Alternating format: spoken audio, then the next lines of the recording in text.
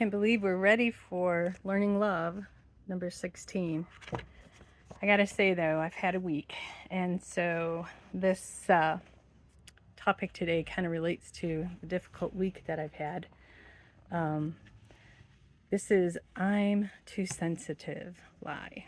So I have a very sensitive nature, and yes, it's been a hard week, and yes, I've cried some this week. But when I was younger, a lot younger, I was always told that I was too sensitive, and I hated it. And I usually didn't react very well. Eventually, I would start to think of snappy comebacks like, who are you that you get to determine how sensitive I should or shouldn't be? Or maybe I'm not too sensitive. Maybe you're just too insensitive. Okay, so note to friends of those with sensitive natures, criticizing them for being sensitive is never a wise move and never went over well with me. But I really was overly sensitive. And the problem wasn't that I have a sensitive nature, which I do. It's just a part of who I am.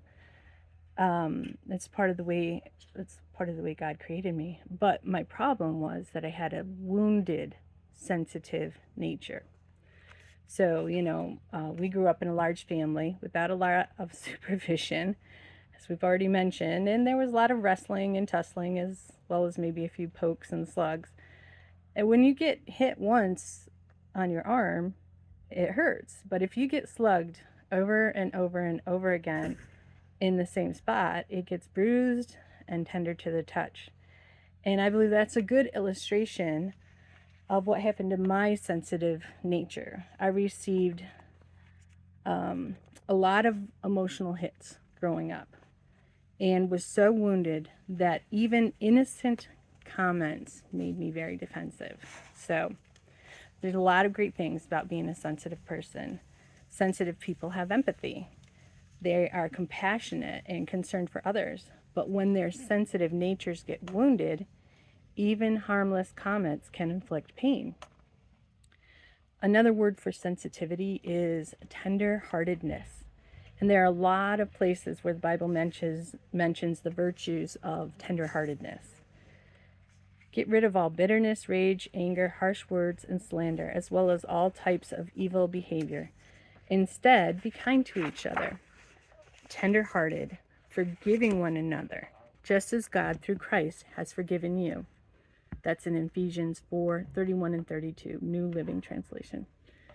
The original word for tender-hearted can also be translated as merciful and compassionate, and is found in 1 Peter 3:8.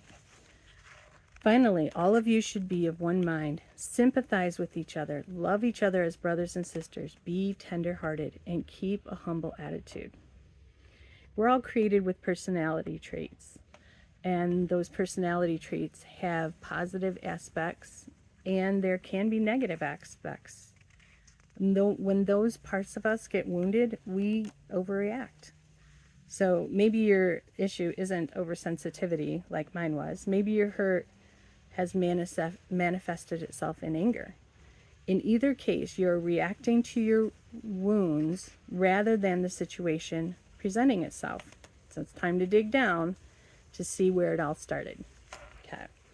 So what personality trait of yours do you feel got wounded in childhood? How has that caused you to overreact? And what is the positive side of that personality trait? Okay. Who do we need to forgive for making us feel like those parts of our personality were bad? I can rewind. The nature that God created me with is good and positive, and I can rest in the truth that there are many positive ways I can impact the world because I am sensitive. And let's respond today. Choose something like flowers to represent your personality traits.